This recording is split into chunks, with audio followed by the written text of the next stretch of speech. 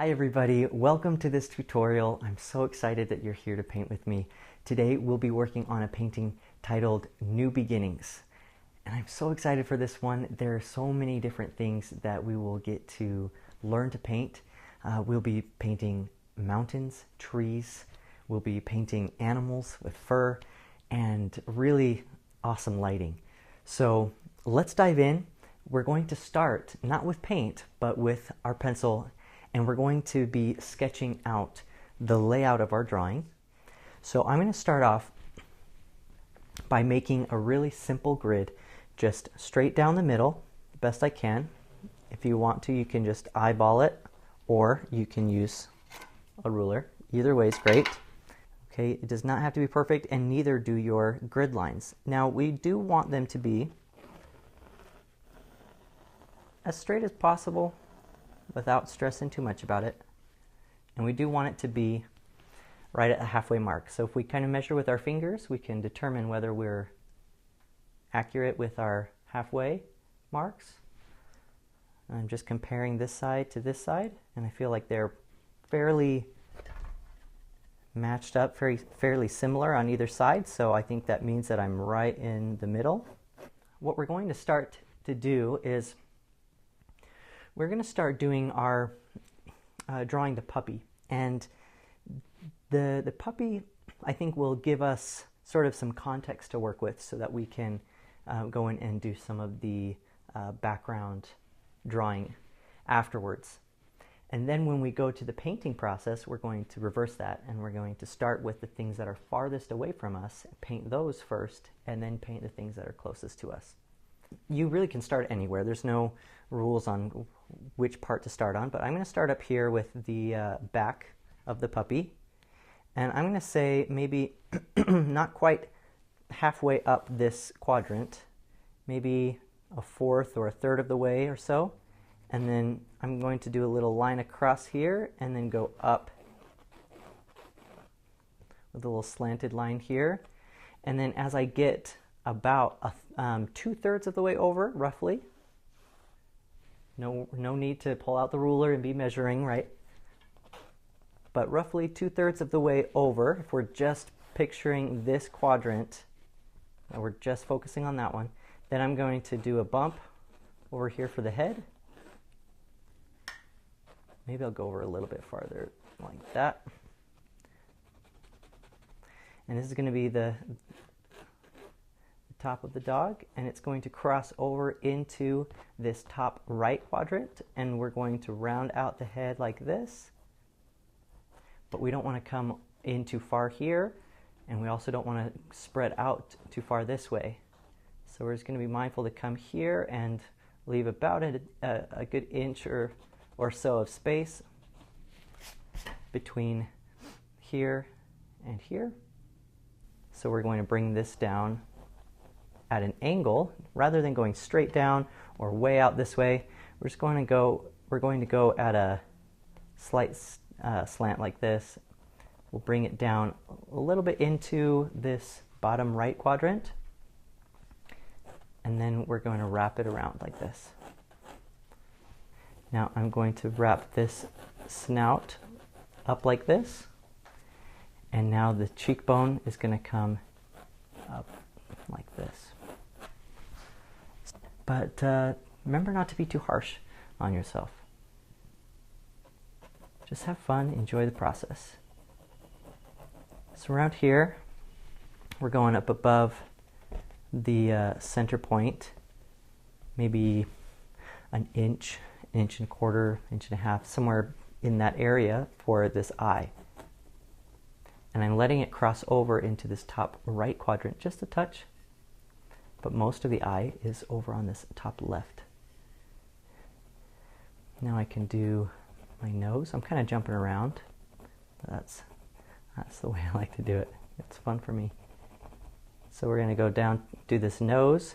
Now the nose, you would think it would be right up against the edge right here, but no, we're going to leave some space and not have the nose touch the very corner of the snout here.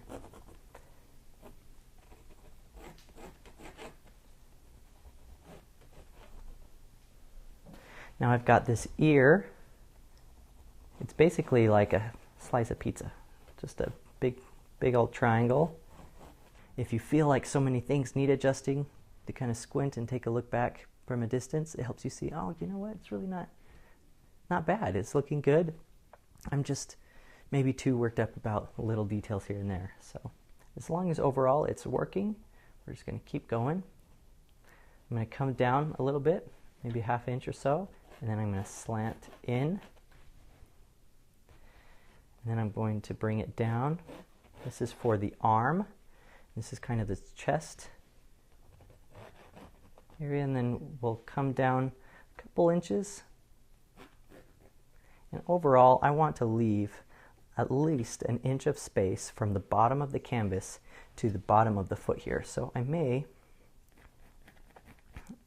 raise up the area where this foot is going to be.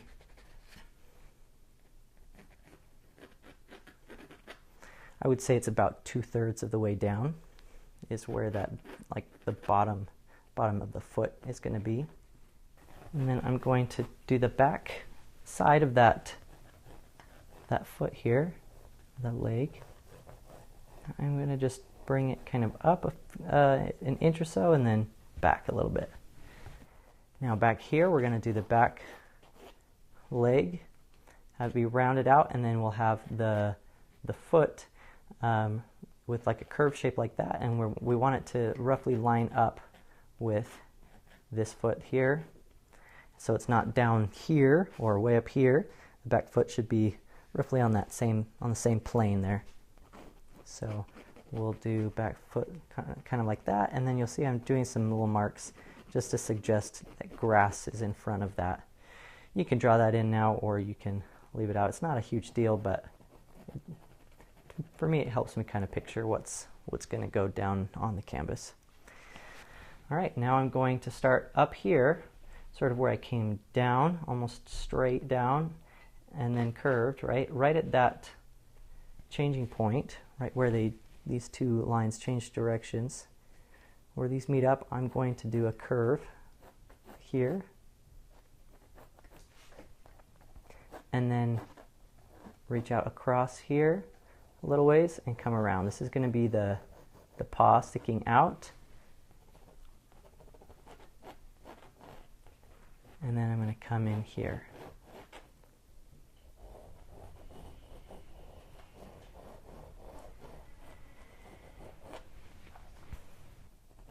Now we're going to place the chick. I'm going to do a kind of a circle here right underneath the paw. A circle for the head. And then right underneath that circle, I'm going to create a body with an oval. Now this oval is not going to be very squished like an oval like that. We want to make sure that it's almost a circle, but it does have a little bit of an oval shape like that. Okay, so now we've got this left side of the head roughly lining up with the left side of this oval. Now its tummy or its chest might stick out just ever so slightly more this way beyond the head, but they're roughly going to be the same, on the same level. And then this back here, this oval, is going to be much bigger or wider on this side than the circle here. I didn't even really mean to draw much of the beak, but it kind of just happened. I'm going to draw the beak up here looking at the puppy. So that way it looks like the head is tilted up. Then I'm going to, instead of putting the eye way up here, like you might be tempted to do, I'm going to put it down here so it looks more like the head is tilted up. And you'll see that there's kind of an angle that the head is going. It's looking up a little bit more towards the puppy. Okay, now from there, I can just do these little legs, starting with the leg on the left at the middle of the oval. You see, if we were to imagine a line down the middle of the body, of this chick. You don't have to draw it. You can if you would like to, if you find it helpful. But I'm going to start that leg right there. Do a little line down and a little line over. We can worry about painting in the details later.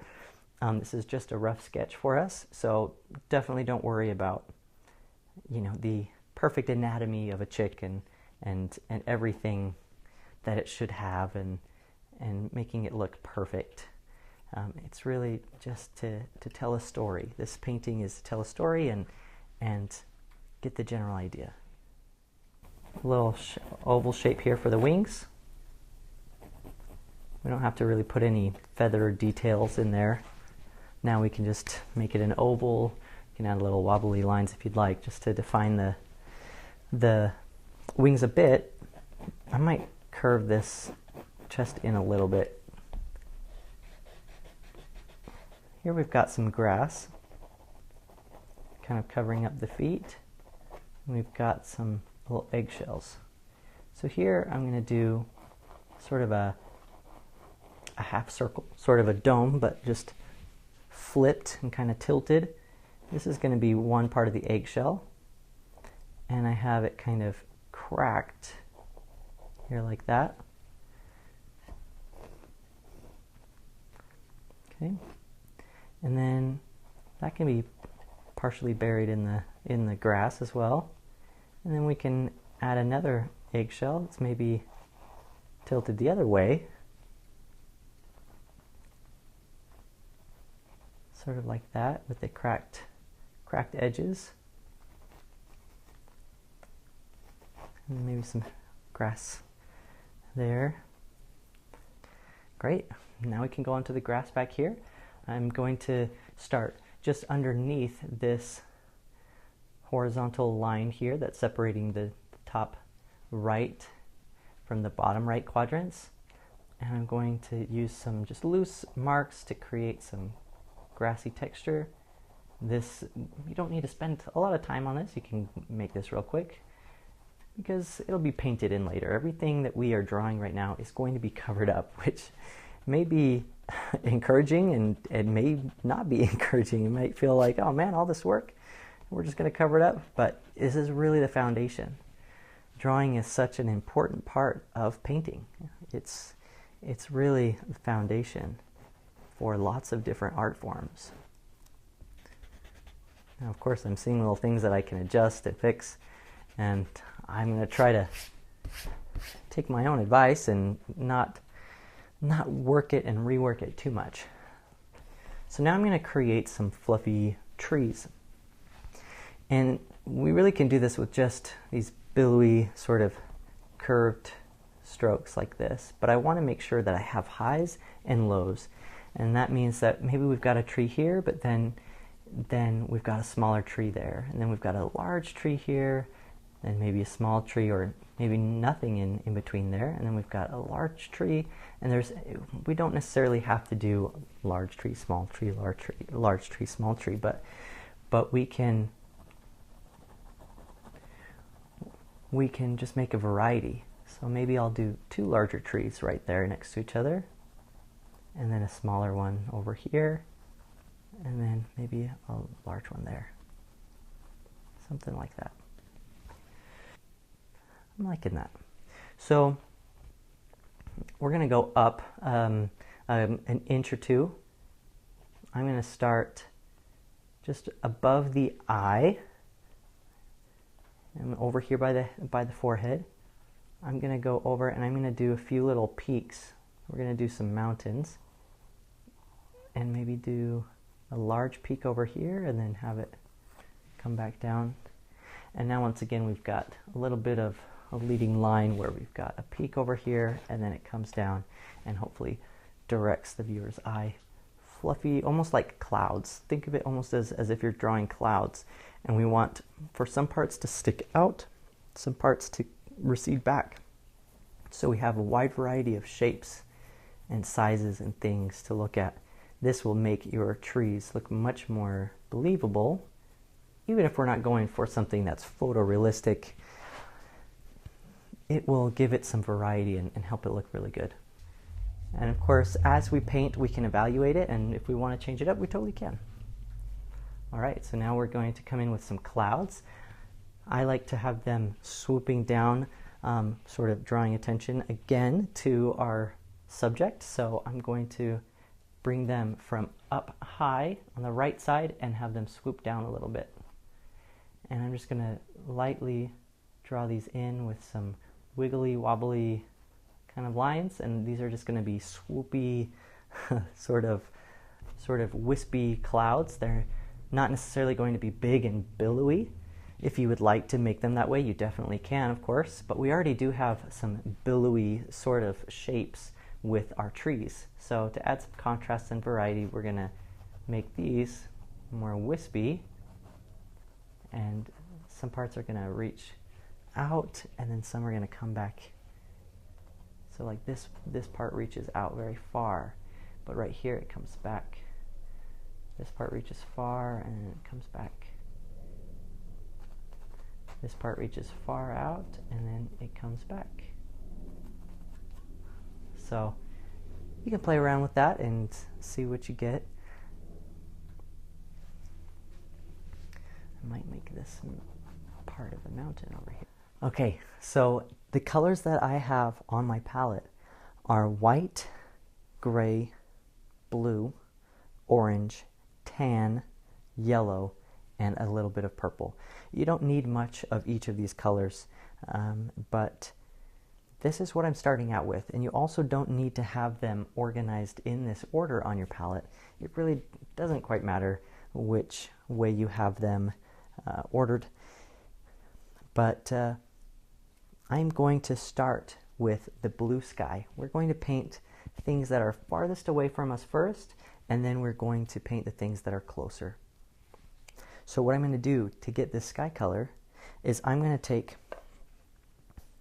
a blob of white. I'm using the large flat brush. I'm going to take a blob of white and create a new pile that I can work with. Most of this color is going to be made with white. We're just going to add a tiny bit of blue. So on the other corner of the brush, or however you want to do with it, whether you grab the color with the palette knife, whatever it may be, I'm just going to grab a touch of blue. And really this is going to be maybe a fourth part blue and 3/4 part white. 3/4 parts white. Now even that is seeming fairly strong, but what we can do is, if it's too dark, we can always water it down a little bit, and then the white of the canvas will help make that color more pale where needed. So once I've got that color, once I add that color, I'm going to add just the tiniest bit of yellow. Now we don't want our sky to turn green, but if we take the tiniest bit of yellow and put that into the blue sky, it will warm it up just a touch. And as we mix it in, we don't want it to turn teal or turn green, certainly. So remember, just the tiniest bit of yellow. This is going to warm that color up just a little bit. Now we're going to start to put this in around our trees. But remember, I'm using the large flat brush for a reason.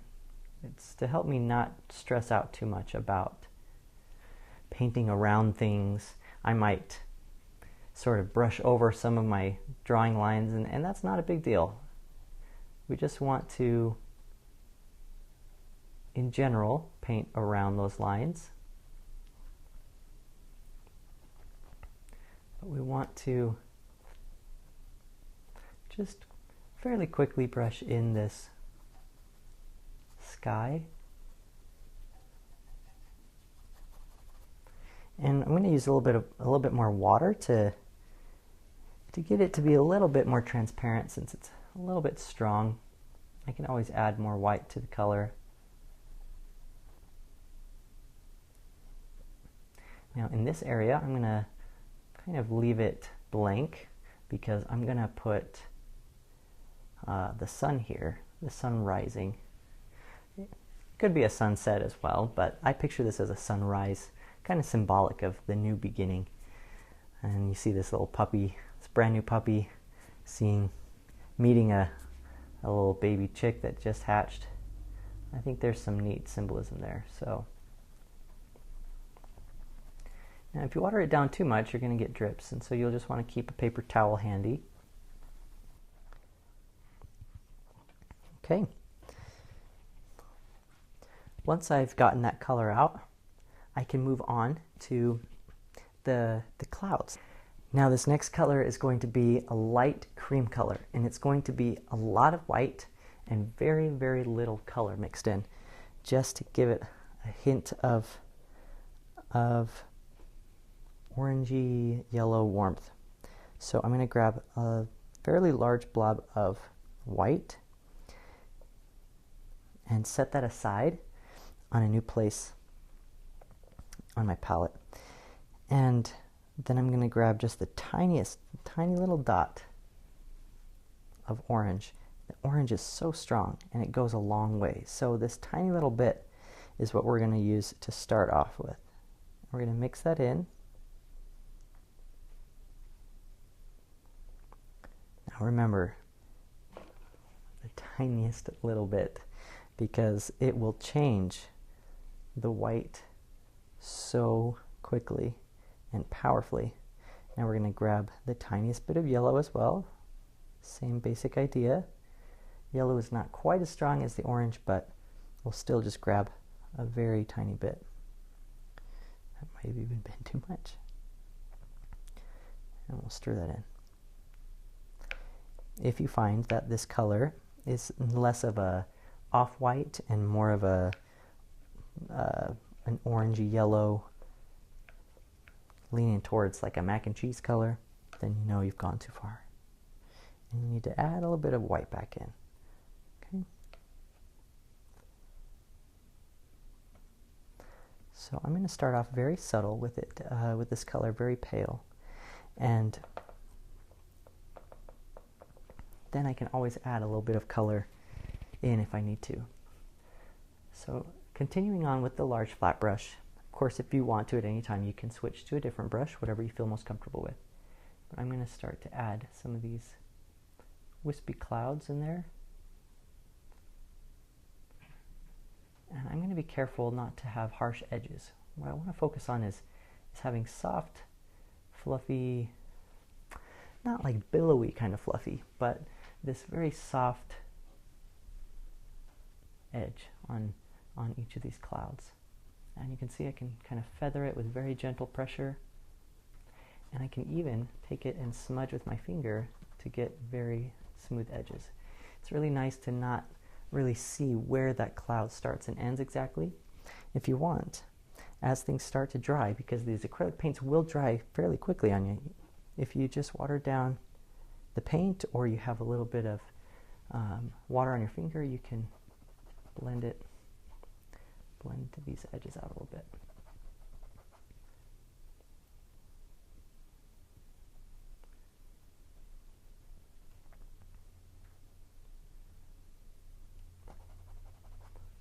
See how it diffuses it when you blend it with your finger. You can also get that sort of effect with a paper towel.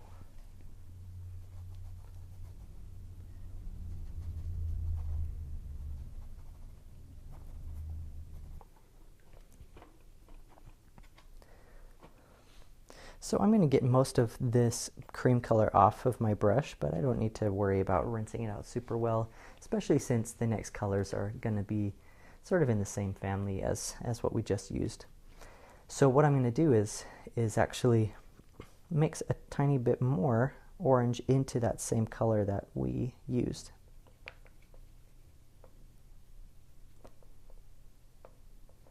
This next color is just going to be the same one that we used just now, this sort of off-white cream color. We're going to add a touch more orange and a touch more yellow to it, but we're going to be very sparing. Just a tiny dot of each is going to be great, and this will create a warm orangey tone that we can just throw in there in a few places. to go especially around this area where our bright sun is going to be. It's going to be right there. And so wherever you decide to put the sun, we're going to put an orangey sort of glow around it. I'm going to use a little bit of water and not a lot of paint. You only need a very tiny bit of paint on the bristles. And again, just a little bit watered down, and that will allow you to sort of blend that color in and not have it be too harsh. So we're going to be very careful to make sure that our painting has soft edges by blending those in like that. While this is drying, I'm going to move on to the mountains. And for that color, I'm going to go back to my sky color. Now, if you still have some of that, it may be used up for you, it may not be. It also may be all dried out by now. But if you can mix something that's similar to that, that's great. If you have a little spray bottle, you can kind of give it a little spritz to keep that paint alive. But if you need to make it again, which I do need to make a little bit more, I'm going to use some white and a touch of blue.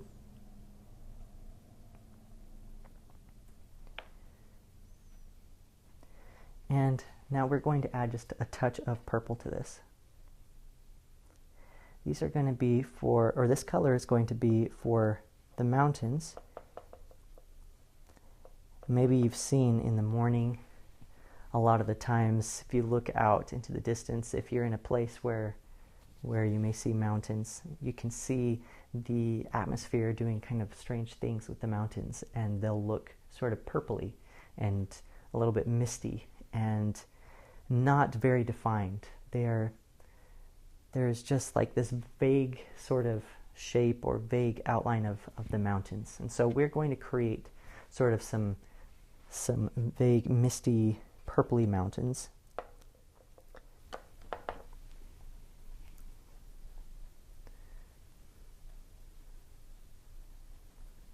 All right, now I'm going to take this grayish purple color, and you can take the small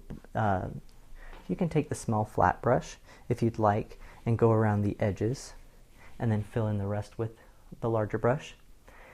Or you can do it kind of the other way around, where you use the large brush to fill in the details first and then go in with the detail brush. So I think that's what I'll do, is I'll fill in most of this with the large flat brush sort of quickly, and I like to use crisscross strokes to give it a little texture on the mountains, rather than doing left to right strokes or anything like that. We don't want to go with anything too uniform or perfect looking. Something sort of rough.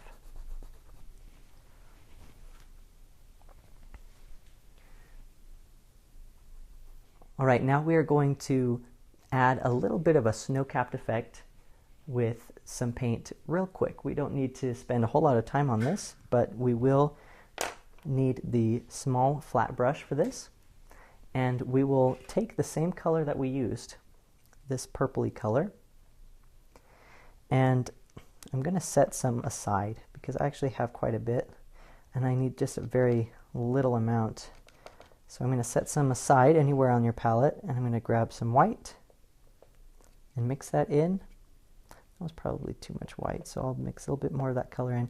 Basically what we want is a similar color to this that we have on the mountains already, but just a lighter version, something that's more pale. So I'm going to take that, and with this small flat brush,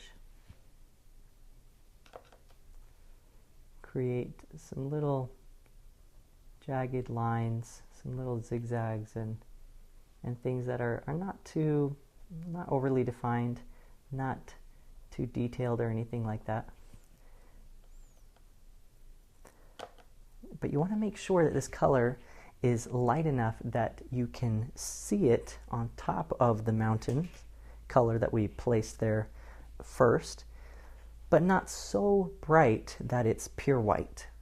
Because pure white snow is only going to really appear really bright white if there's, first of all, a ton of it, and if there's broad daylight, and more often than not when you're very close to it. But when you're far away looking in the distance and it's being affected by the atmosphere, you're not going to see pure white snow very often. It's going to sort of take on the color of the mountain a little bit, and it will have more of a blue or purpley sort of tone to it.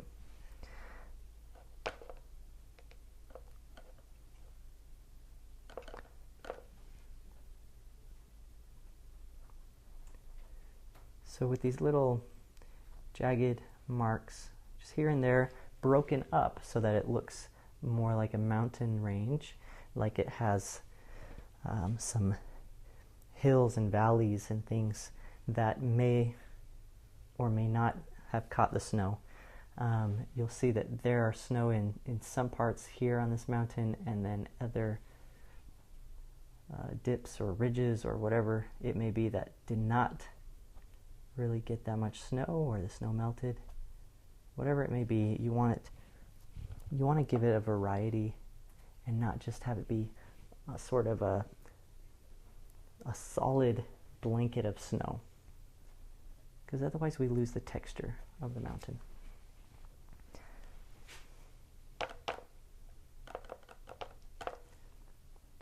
Now I'm going to do this mainly on the tops of the mountains, just as if it's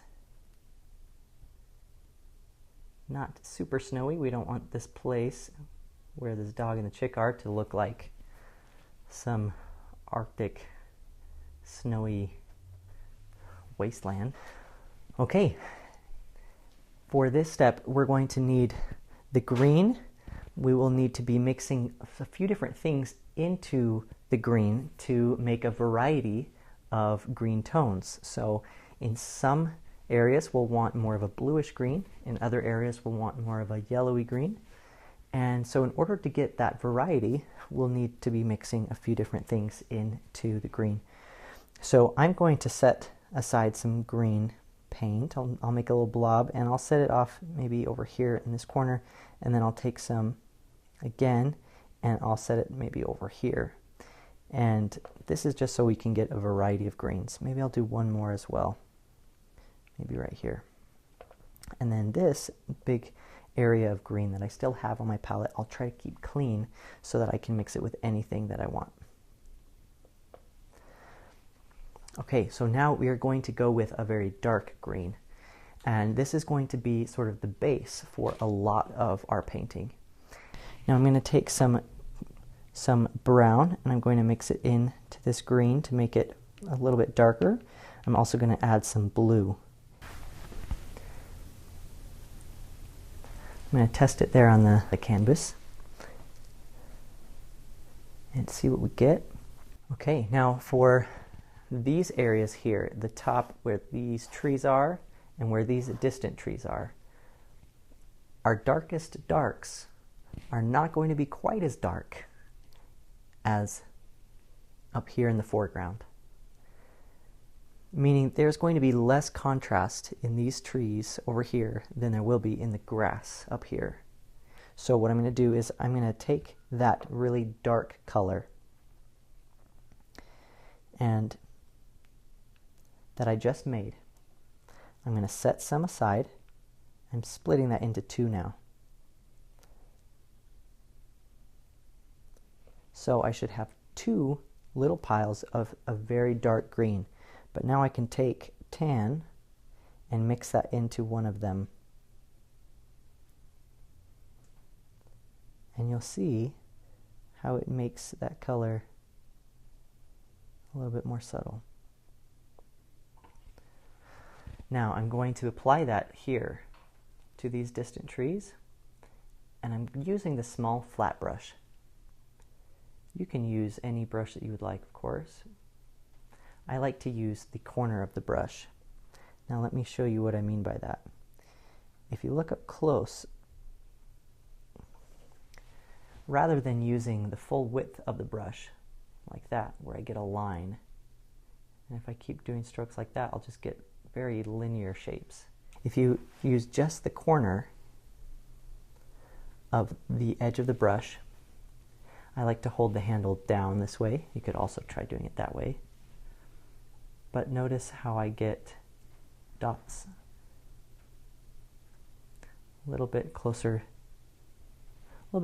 to circles, things like that. Of course, you can use the pointed brush, which can be great for that as well. But I like showing you how to use this small flat brush in a variety of ways. So I'm using, again, just the corner of this brush and getting some varied strokes. It helps also to rotate your brush as you go. Notice that I'm rotating it, and that will help me get some different marks. Okay. So you can use a small flat brush for that. You can also, I'm going to rinse that out, and I'm going to switch brushes just to show you. You can continue on with whatever brush you choose. But you can use the pointy brush.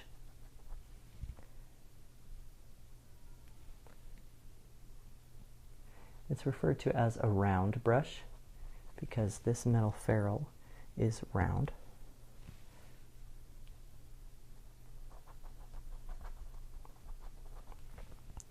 And you can paint in the trees that way as well.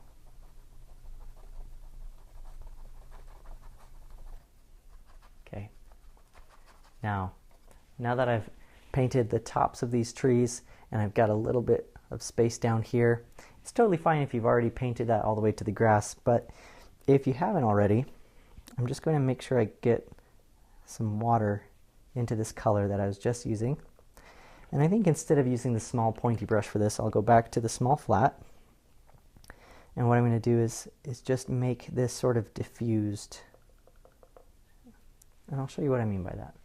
I'll let this part of the trees down here at the bottom sort of just disappear and be a little bit more faded, a little bit lighter.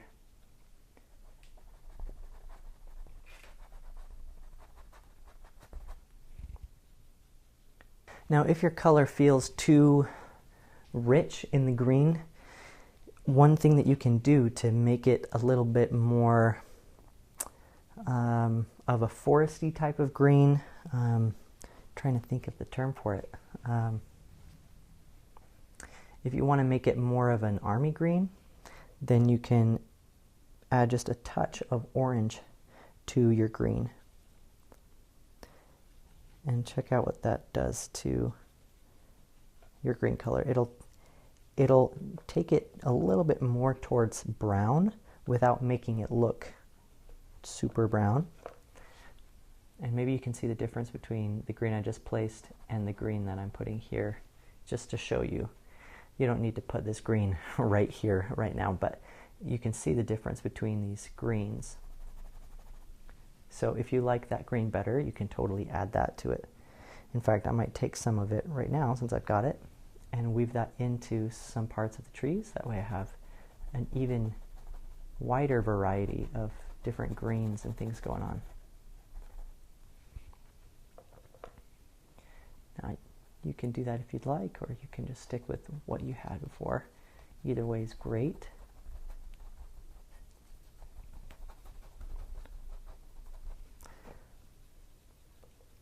I find that adding the orange to the green often gives you a much more natural looking green.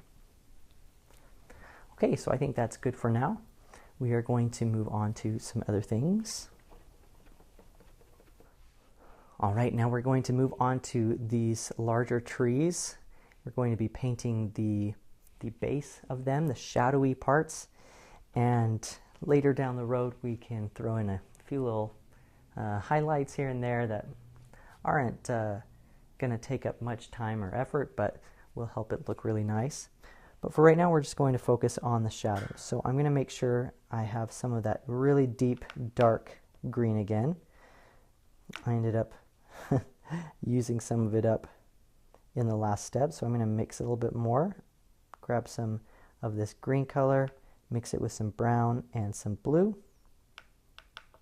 to get a fairly deep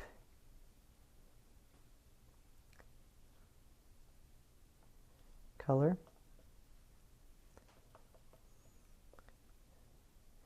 And what I'm going to do is I'm going to mix a bit of tan, maybe not quite as much tan as I used on the last step, but I'm still going to use a little bit of tan in there.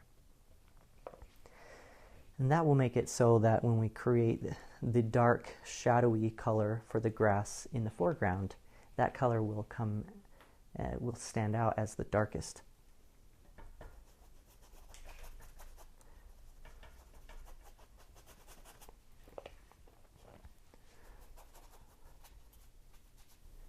But no worries if a little bit of green sneaks into your outline. If the green sneaks into the doggy a little bit, not a big deal, because we can cover it with colors down the road.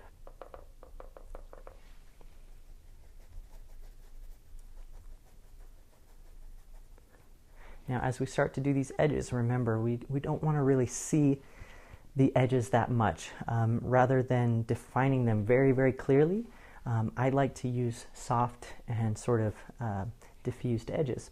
It's up to you. It's kind of a style choice, I guess, but it can definitely add to the overall effect of your painting, because the more you have harsh edges, especially in a background, the more attention it will grab. And so we want for the attention to be on the stars of the show, which are the puppy and the chick, so we're going to soften up the edges. So here, as I put these branches in, I'm going to just softly blend them out with really random dots and blobby marks like that.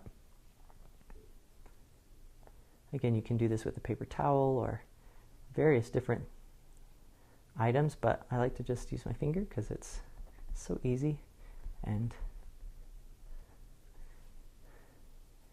it's just really quick way to do it. Pause. Yep. Okay, so once again, just feathering these out. A little bit of water.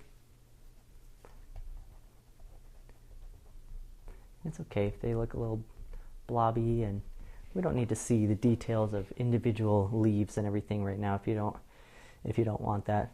You can take the smaller flat brush or the pointy brush and put in very distinct leaves if you'd like, but we are going to be adding kind of a highlight around these branches here, and so I'm saving those details for later and just letting these branches be sort of vague and blended.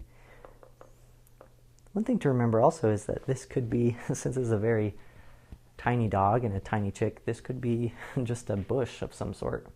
It might not even be a full-on tree. It might just be some sort of bush.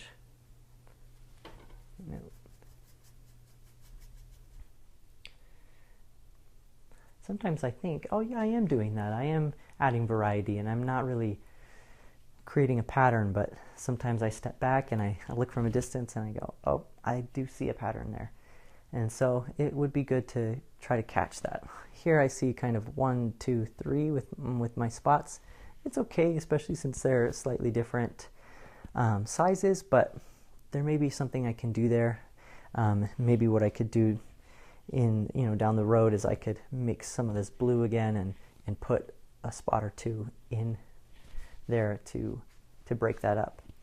But we'll see. I'm liking how it's turning out so far.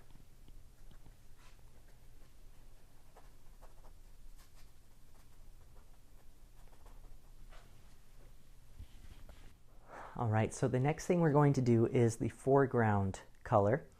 And even though we typically paint back to front, things that are farthest away from us, and then the things that are closer to us, since we've got this dark green already on our palette, already in our brush, we are going to continue on and we're going to paint some of the dark, shadowy colors of our grass in our foreground. And so what I'm going to do is I'm going to take a similar color to that, but rather than just keeping the same exact color, I'm going to try to maybe make it a little bit more towards the,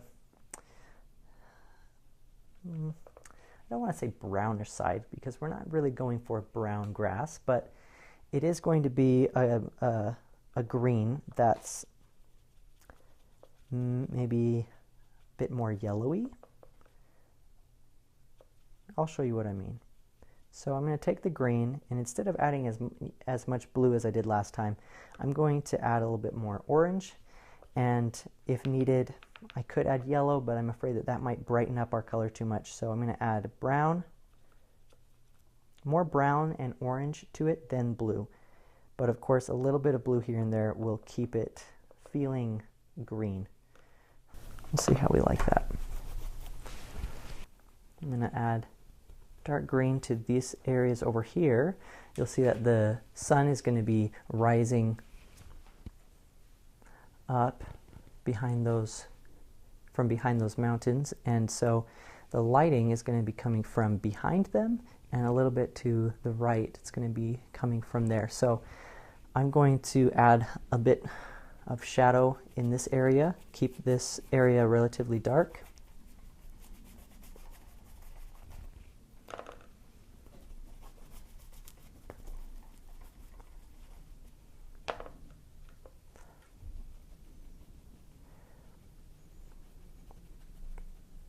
And my green accidentally worked its way into the dog's leg, but I'm not worried about that. I can always cover that up. So I'm going to try to keep my strokes relatively going, for the most part, going in the direction of these blades of grass, sort of these grassy, textury strokes.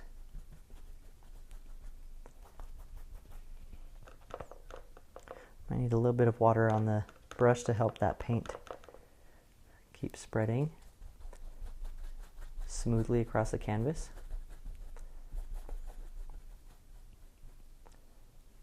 Now, I don't need to use this dark green everywhere, but I will go along the entire bottom edge of the canvas with this color.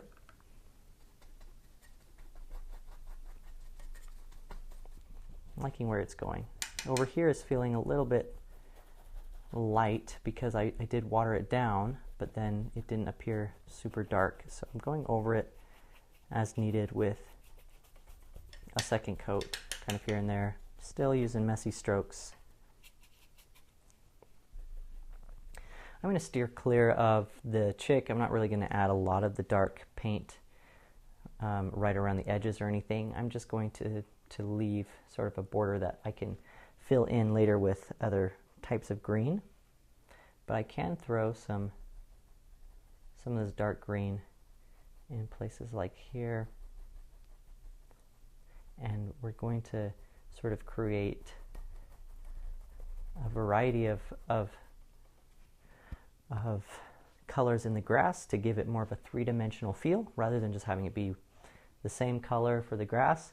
We're going to add parts with shadows, with highlights, parts that are not really being hit by the light, and other parts that are exposed to the light that will be receiving a highlight.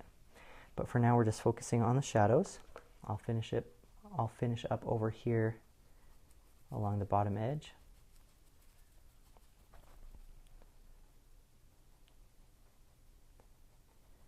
I can do some shadow around the eggshells here and there.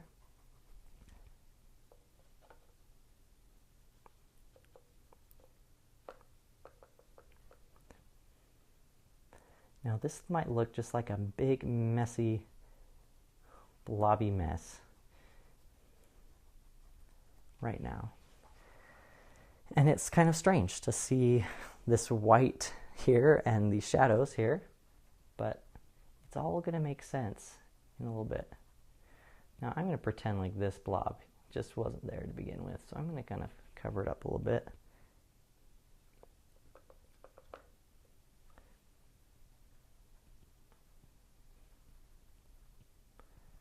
Going to turn that into a happy accent.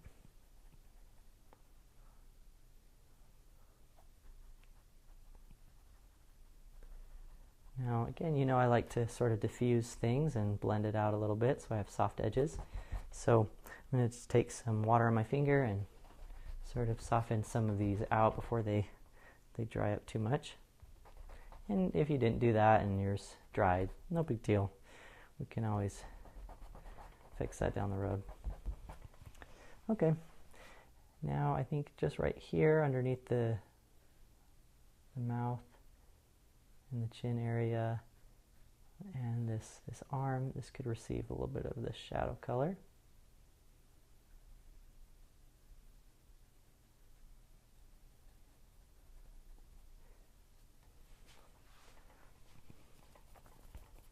And I'll paint the side of my canvas to match kind of what I'm doing.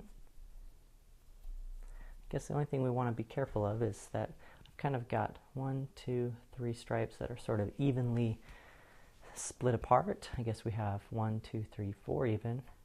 And so in order to break that up, I can use the colors in the future, the lighter greens and stuff, to sort of break those up a bit so they don't look like stripes. But I think we're in great shape, and our painting is looking great so far. Okay, at this point, you should be so proud of yourself for what you have accomplished. You have painted clouds, mountains, trees, and the beginning of grass. We have more to go, but I think that now is a great time to take a little break, rest your eyes for a minute, get your eyes off of this painting and go have a snack, get a drink, whatever you need to do. Just take a minute to get your eyes off of this so you can forget about any of those little details that you may not be thrilled about.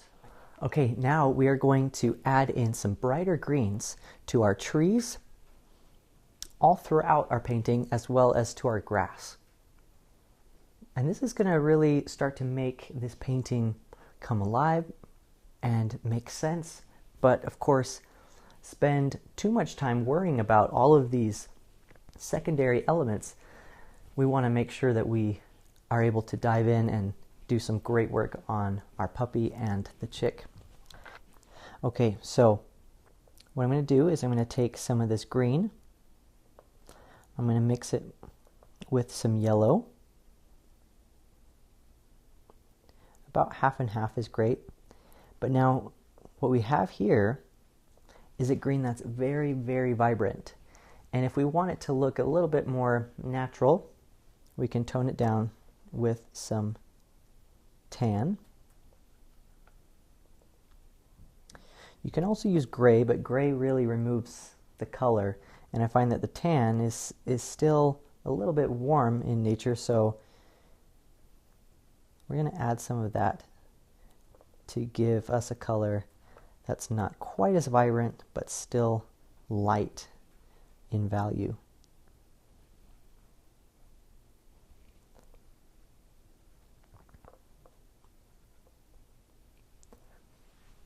Now I'm going to take just the corner of the brush and I'm going to add some dots, but we don't need to do a whole lot of detail to this part of our painting.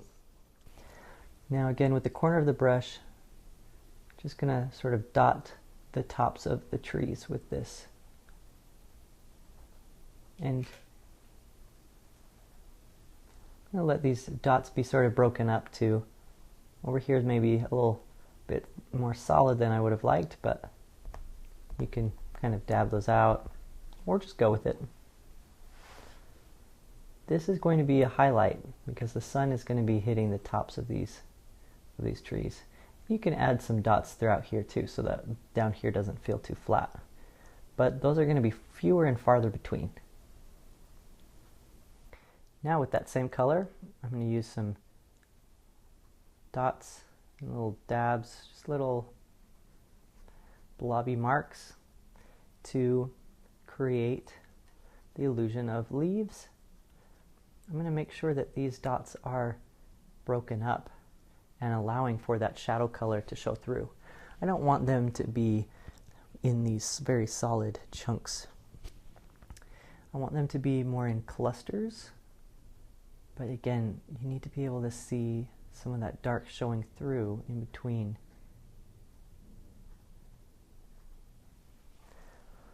They don't really have to go in specific places, in exactly specific places. They can sort of go wherever you want them to go. But in general, I'm going to try to keep this area a bit darker and add more of the lighter highlight colors to this area that may be getting more light from the sun.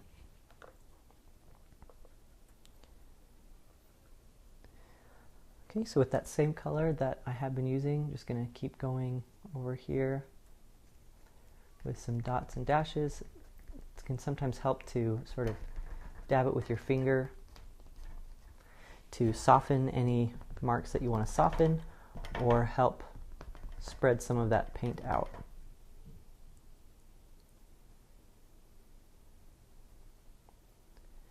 Now I'm going to apply it all the way over to the edges of the branches and the leaves, but still trying to keep that dotty kind of stroke, or trying to keep my strokes as little dots.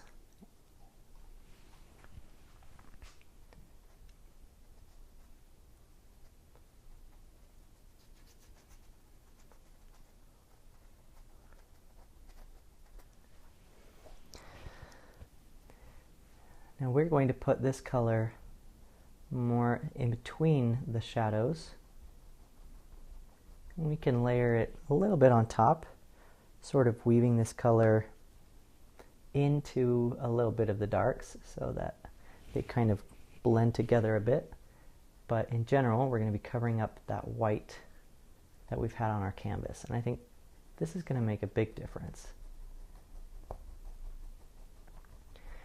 And I'm using the brush with the bristles standing up, going this way rather than this way. And that allows me to get a little bit more of a grassy texture. Now, if you need to mix more of this color like I do, just remember that we did green, yellow, and tan. Now I'm going to go just right around the chick with this color. No need to be overly perfectionistic yet. or ever, of course. You don't need to be overly perfectionistic, but there's no need to stress about details just yet.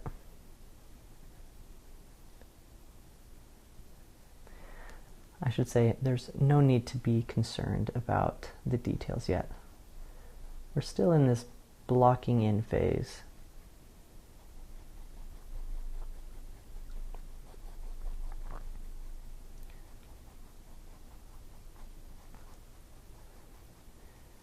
It's okay if you paint over some of your pencil lines a little bit. You may have to outline things again or figure where. Okay, so what we are going to do now is we're going to make sure that we don't lose where some of our pencil lines are. Sometimes when you paint over a pencil outline, you tend to lose the pencil marks that are there because you're applying various layers of paint. So to avoid that, we're going to dive right in and put in the black eye, the black nose, and the black part of the paw. Instead of using just pure black, what I'm going to do is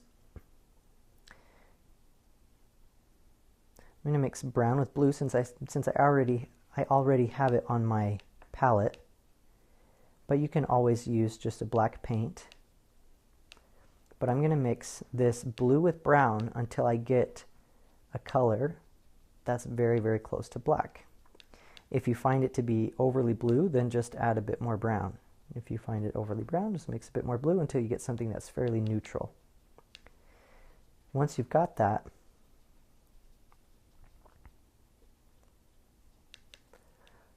if you don't want it to be blaringly dark and overly black, what you can do is just add a bit of gray to this black color that we've made. And now it's appearing a bit on the blue side. I might just try to grab the last bit of brown that I've got, mix that in. I think this will look great. I'm not going to worry about the white spot of light in the eye, nor this little white line inside the nose. Eventually we will be putting that in there, but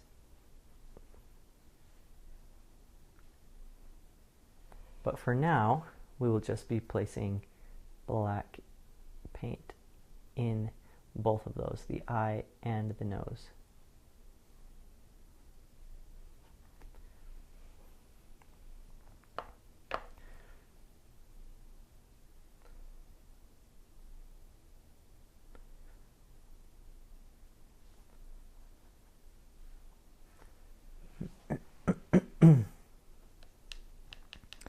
Now when I say black, I mean this color that we created that's perhaps more of a deep, deep charcoal color.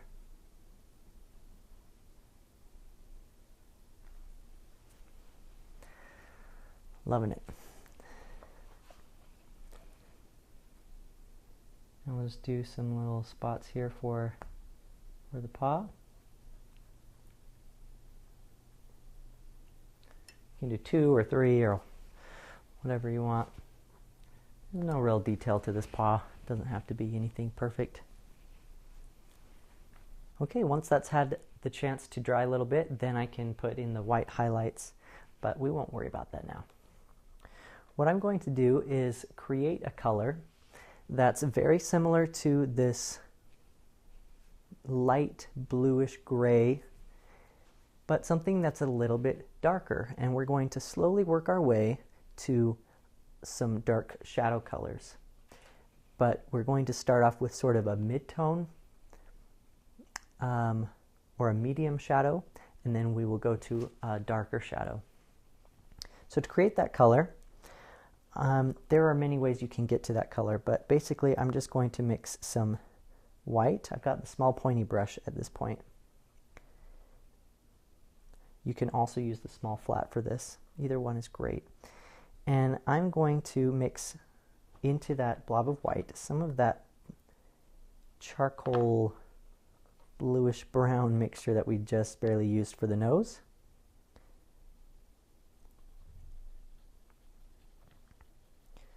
So now I'm getting something similar to what we used for the body. And if I paint on it right now, the way I've got it mixed, it's just too similar to what I have already. So I'm going to add a bit more of that black mixture, or you can just add some of this gray.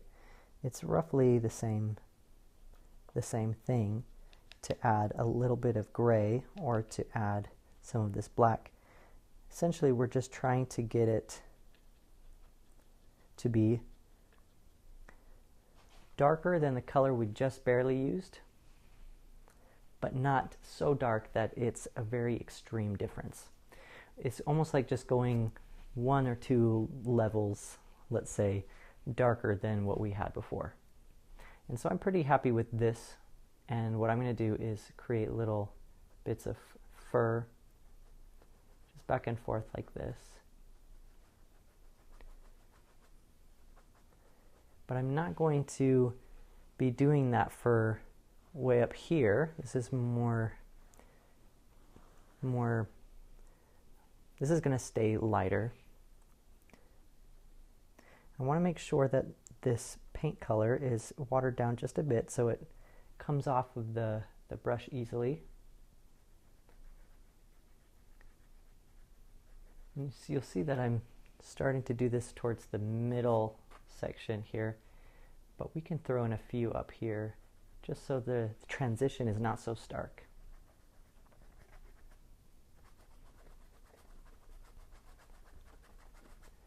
So that's what it looks like by doing these little sort of smiles, these little tiny curves with the pointy brush.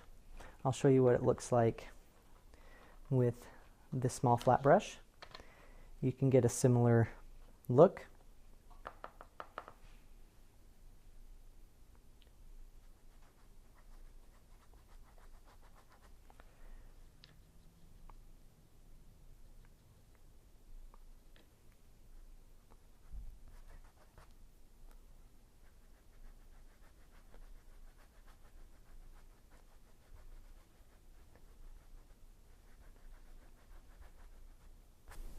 keeping my strokes kind of staggered and letting that color underneath show.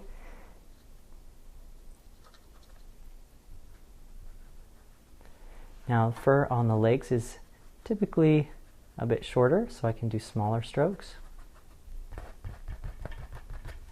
And where needed, you can blend it out if you would like, or you can have it be very apparent, or you can have the fur strokes be very apparent.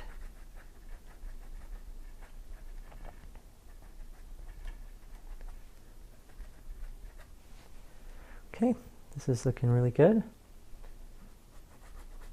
This is going to give our painting depth, help our dog to feel more three-dimensional. Now be careful as you are doing this step not to lose track of where your pencil lines are.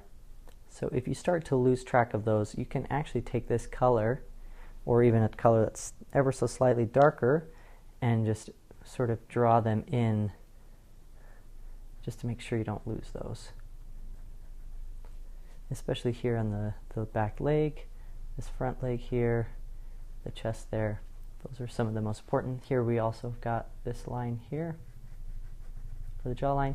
Now you don't need to do a big thick outline like that. Maybe we can soften that up. But, you know, just something like that to help preserve some of our outline. That would be great. Maybe add just a little bit of that in here to the snout. Just blend it. We'll add some to the left. We'll add some to the bottom side of the ear. Maybe something kind of like that. Okay. Now remember, this is our medium shadow, so it's not quite our darkest shadow that we can throw in there next.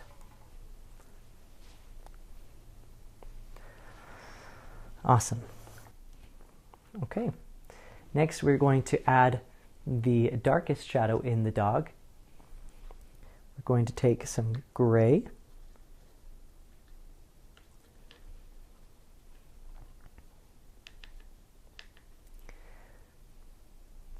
Now let's check to see how dark this is compared to our first color. I think that is pretty great. Okay, so I'm just going to take some of this gray and I'm going to add this darkest color, or sorry, this darker color to a few places here and there. Not quite as much as I did of our first shadow color, but we're going to really see this dog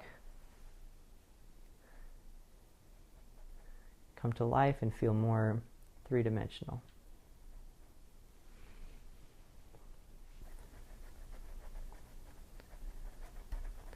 You see how I'm kind of scrubbing it in, just gently, but just adding this gray tone to the painting.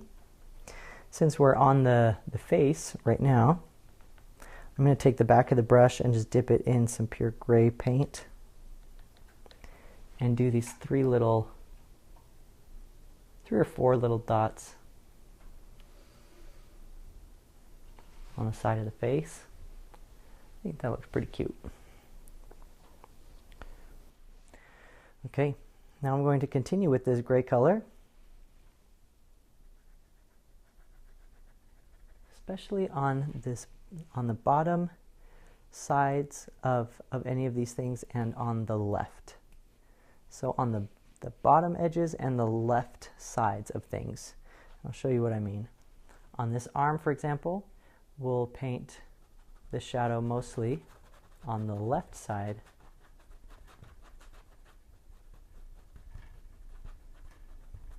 because the light is coming from here.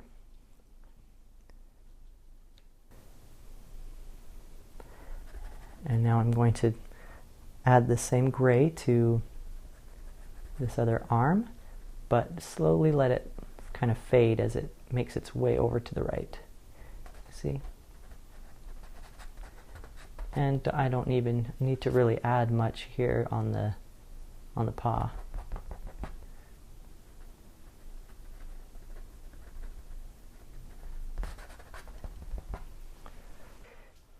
Just to make sure that all of these elements within our puppy look right and pop out the way they should, I'm going to take a little bit of gray.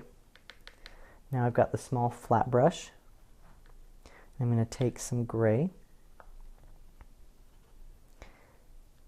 We can mix it with, or we can do our brown and blue mixture to sort of make that black color.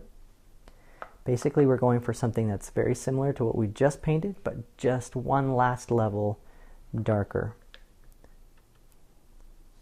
This will be the last shadow for our dog. Keep in mind that you have not only drawn a dog, but you've drawn all of these other things and painted them and shaded them.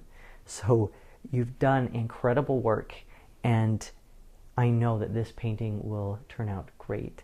Now, if you are not super thrilled about the way it's turning out, remember to be patient with yourself, because the more and more that you practice, the more and more that you paint, the better you'll get, and the more comfortable you'll be with how the paint responds and reacts on the canvas, and how much water to include in your mixtures, how to blend colors, all of those types of things.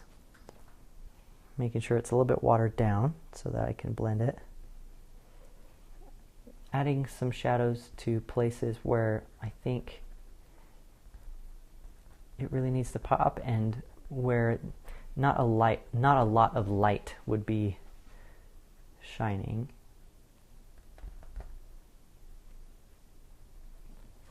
So right there, behind this leg, or on the back side of this leg here, you can have a little bit more shadow and a little bit more definition of the leg. Here in the back leg, defining the shape of the back leg a bit, and then bringing that dark color into here, into a shadow on the belly. A bit of shadow here in the ear. You can redefine this the ear if you'd like. Just don't put a big solid black line everywhere. You can kind of smudge it out and smear it.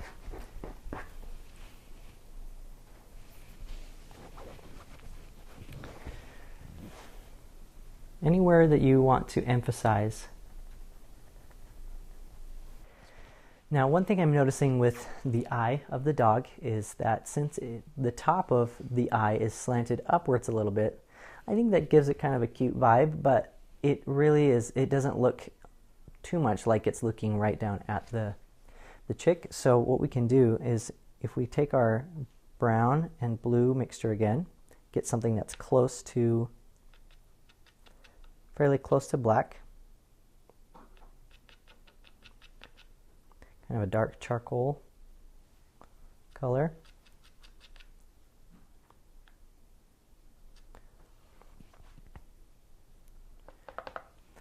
We can move the angle so that it's looking downwards a little bit more.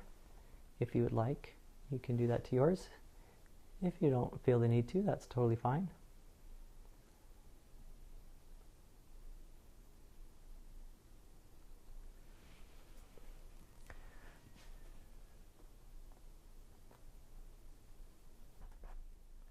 Of course, we don't want to make it down too far, otherwise it's going to look angry. So, kind of a tricky thing, right?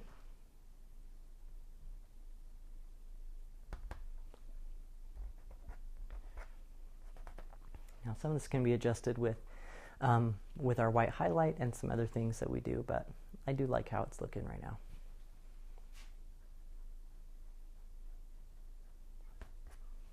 Okay. You guys are doing amazing. You've been painting for a while now. Don't give up. Keep going. You're doing awesome. What we're going to do there is we're going to create a base color that may not feel much like it's the color of a chick like that, or a little duckling or whatever you decide to make it, but I think it's going to be a color that really works for this painting. And so what we're going to do is take some yellow, and instead of just doing a bright yellow, because we might think, oh well, that's the color of a chick is bright yellow, in order to get something that's more realistic, something that's going to feel more believable, we're going to mix some yellow with a little touch of orange. Remember that this orange is very strong and goes a long way.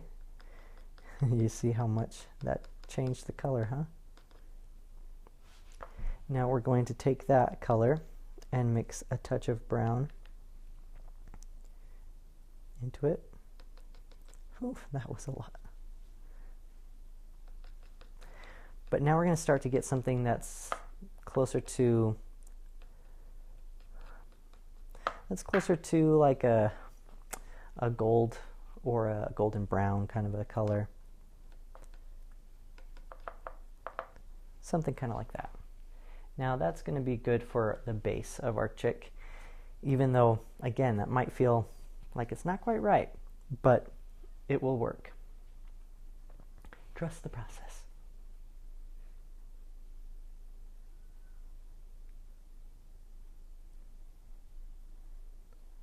Now I'm using the small flat brush, but since there are these rounded edges and things like that, it may be easier to use the pointed brush or something like that, but I like to use the pointed brush and just kind of carefully go around the edges.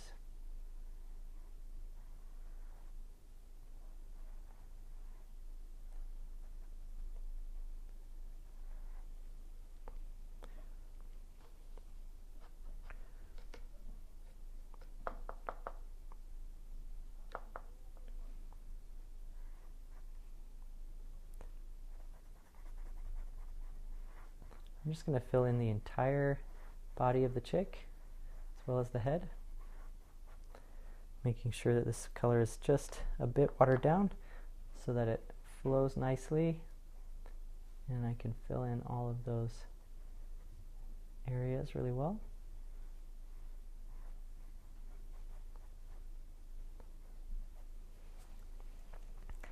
All right, there's the base for our chick.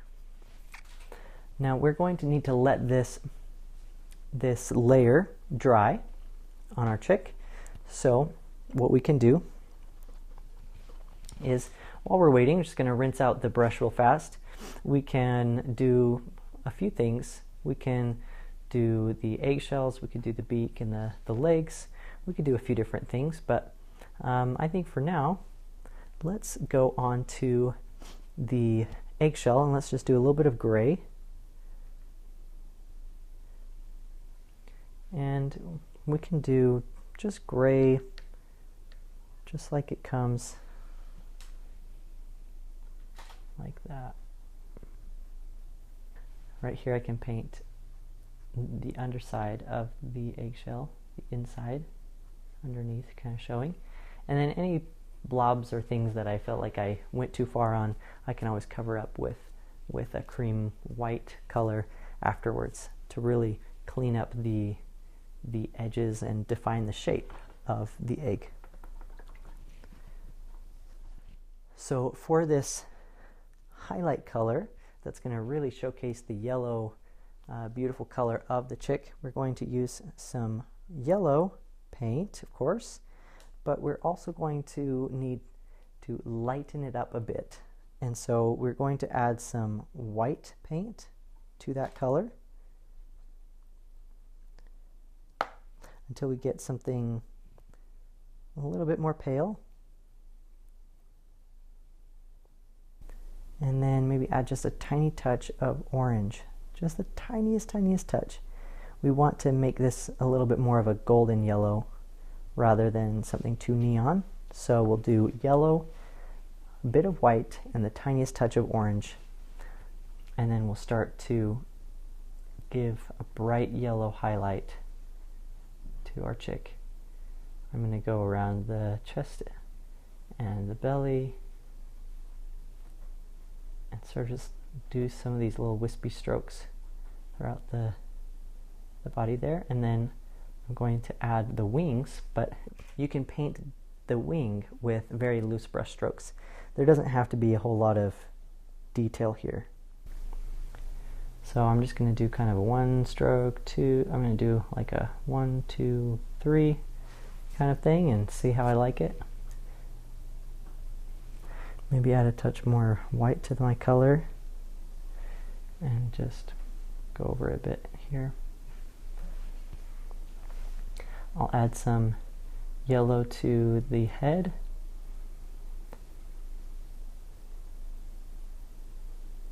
So that overall our chick is feeling like it is a yellow bird, but with a bit of shadow, just to help it feel a little bit more three-dimensional.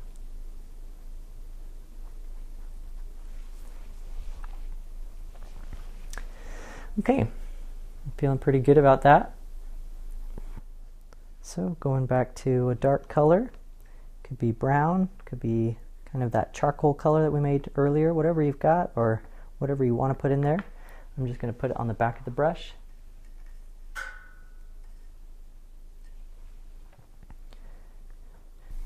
We can just create a little dot.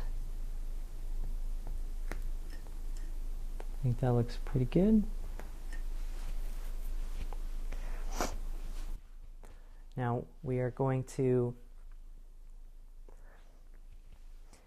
create some highlight colors to really just bring this whole thing all together and to make it all pop. So what I'm going to do is I'm going to need to make sure that I have plenty of white on my palette, and I will be mixing a bit of yellow into my highlight color, just the tiniest little bit, and perhaps in some areas a tiny bit of orange to keep that highlight warm. That's going to be mainly for the dog and the chick. And then we will also be doing highlight colors with a very pale yellowish green color, but it's going to be very, very pale. So maybe not even that much green, mostly yellow and white. A fairly large blob of white, because I'm going to want to use this color throughout the painting in quite a few spots. So I'm going to take a good sized blob of white, and I want to make this not just a white highlight, but more of a warm highlight. So I will add the tiniest bit of orange, like tiny, tiny, tiny microscopic dot, just because it seems to be so, so powerful. And I will mix that in to my white. You can see how much just that tiny bit of orange affected my highlight color. I may need to add more white. Okay, so I've added more white just because even though I thought I was being very careful, I added too much orange. Now I think that's okay for now. I may still need to add more white, but we'll see. I'll take a tiny, tiny touch of yellow and mix that in as well. Now, like I said, the yellow is not quite as strong as the orange, but you still got to be careful and put in just a little bit at a time. Just put in a little bit at a time and then see what you get. I'm going to put a little bit here on the side of the ear, just a touch, almost like reflected light. Then we'll put more, and then we'll put more of this color on this side of the ear because it's definitely closer to the light. And then I'm going to add some. And then I'm going to add some throughout here. And I'm going to do that in kind of messy, blobby strokes. just here and there. Now this looks really nice because we've got a color that's slightly orange, just barely, has an orangey tone to it, and this gray color has just an ever so subtle, it has just a subtle blue tone to it, and orange and blue are complementary colors, so they do look really nice together. Any sort of variation of blue and orange typically looks really great. Now this highlight overall, rather than just being a tiny thin line, I'm making this orangey highlight probably a ½ an inch thick in most places. Some places may even be closer to an inch, but don't feel like you have to skimp on this step and be very subtle with like the tiniest thin line. You can really not cake it on there, but you can apply this in a pretty wide stroke, but remember to break up your stroke so it looks more like fur rather than just tracing the outline like this and doing one big stroke, because otherwise you will lose the three-dimensionality and that fur texture, and it will start to look cartoony if you outline stuff with a solid stroke. Something you can do if you want for the fur on the dog to be a little bit fluffier is you can just add some texture like this right on the very edges with the small flat brush or the pointy brush, whichever one you prefer to use. You can add some little texture like that. Now the longer the strokes are, the longer the hair is going to appear. So just keep that in mind.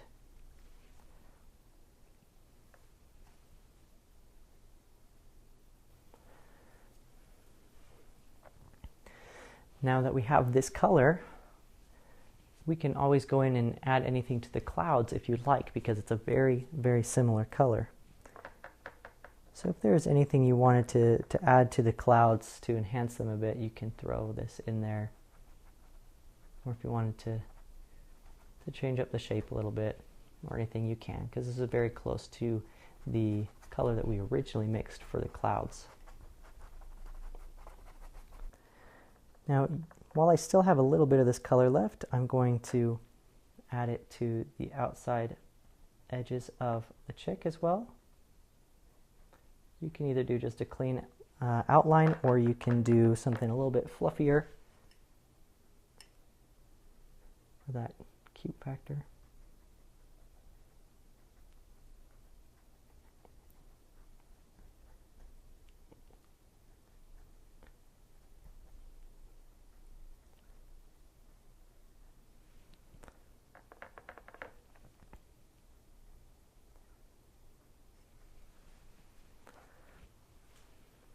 Okay. I'm going to add a bit more white to it, and I'm going to color the eggs with that color. You can color them with just white, or you can use any sort of off-white, whatever you'd like.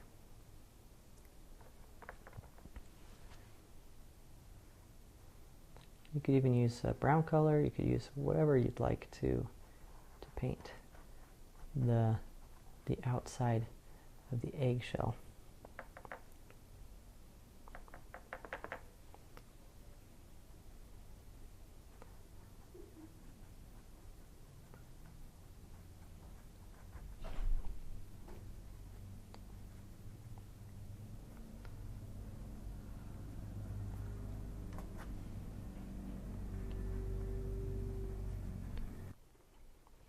Now let's go in and do a highlight on our trees and our grass. What I'm going to do for that is grab some of the green, just a little bit of the green. Then I'm going to add some tan.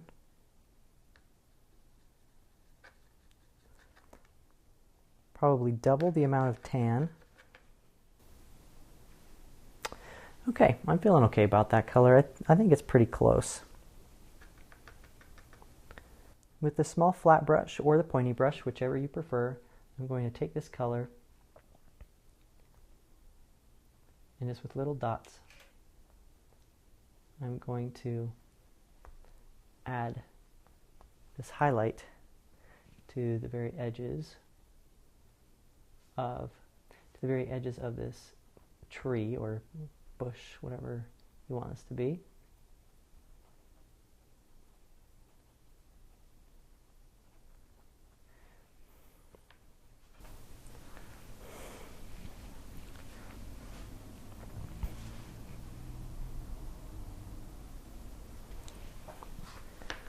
I'm going to put a highlight with that same color up here on the tops of these trees, but it does not have to be as noticeable as with these trees, so I can kind of smudge it in or only do one layer so that it's not quite as bright.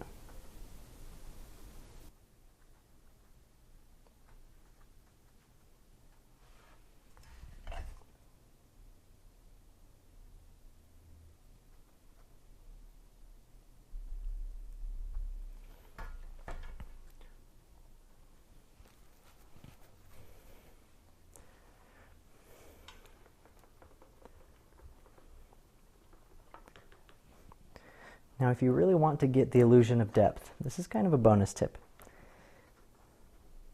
If you'd like to, you can take some of this color with the large flat brush, water it down a bit, add the tiniest touch of blue. Ooh, that looked like a lot of blue. To make something that's very light green like that. And then you can glaze over this entire section of trees and sort of scrub that in. And then kind of rub it with your finger like this, and that will help push all of those trees a little bit backwards and help them sort of fade off into the distance. And if it's still too much color, you can try to gray it out. You can put a little bit of gray or tan in there to make it even more subtle.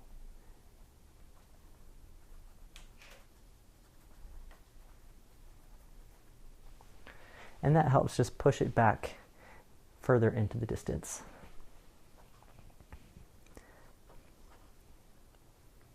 Now with that same light green, I'm going to add these strokes of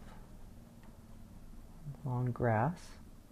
It doesn't have to be super, super long, but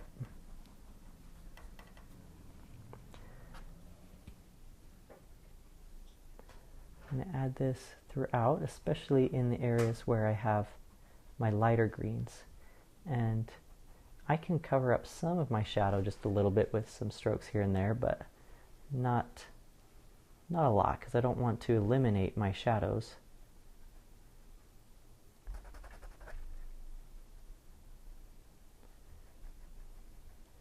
Now, if this color is not standing out enough to where it's really different from what you have underneath, then you might need to add a bit more white or a bit more of another color to make it stand out, like a little bit of white, maybe a little bit of tan, something like that.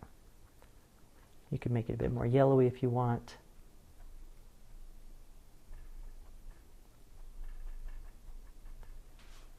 But we want a variety of greens showing through.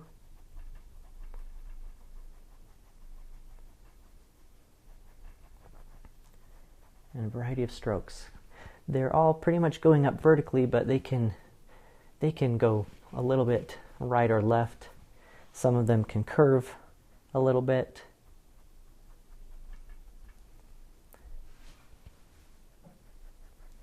We can have a few of these blades of grass over here. Maybe a little bit of light is hitting over here by the puppy's paw.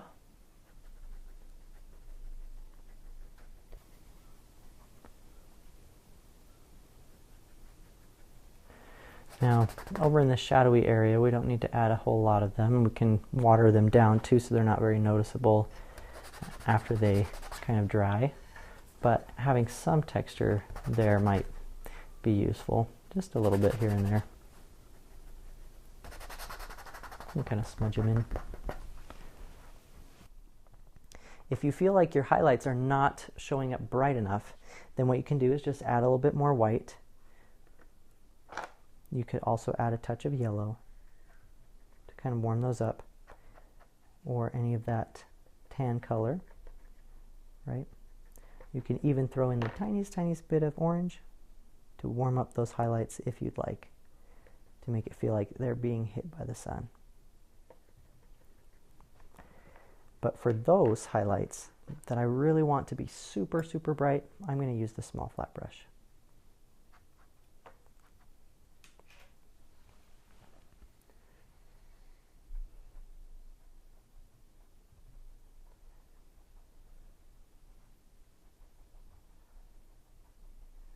I'm going to put this really bright highlight on the very tips of some of these sections of grass. But again, I want to keep that color a little bit warm, so I'm going to mix a tiny bit of orange, a bit of yellow, to keep that color sort of warm, like it's interacting with the light that's coming from the sunrise. Tiny little blades of grass. They don't need to be perfect strands or blades.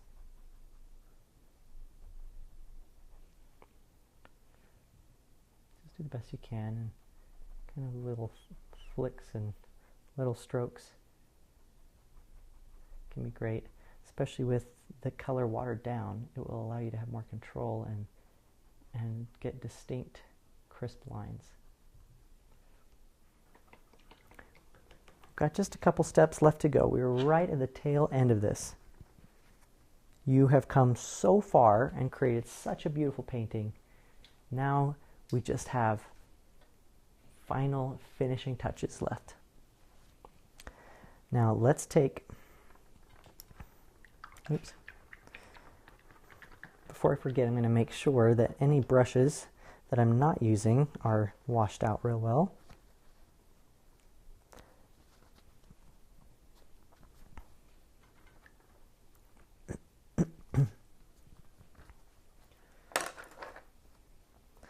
I'm going to take some orange paint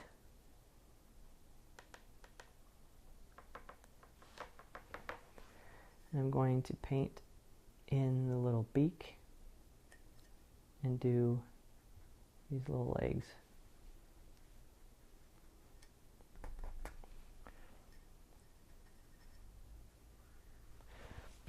Now you don't really have to paint the feet because you can paint them to look like they're covered in grass.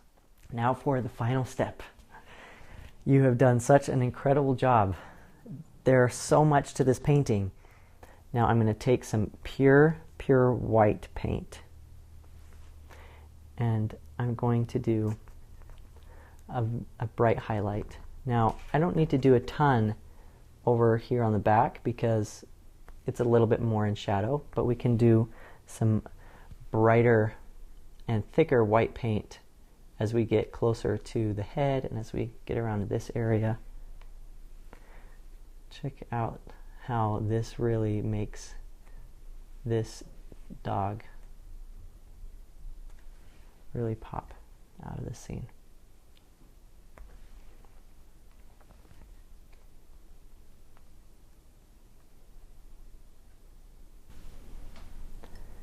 You can add the tiniest little dot of light in the chick's eye if you want. That can be kind of cute. And then I'm going to add a highlight around the chick. A little bit of fluffy marks.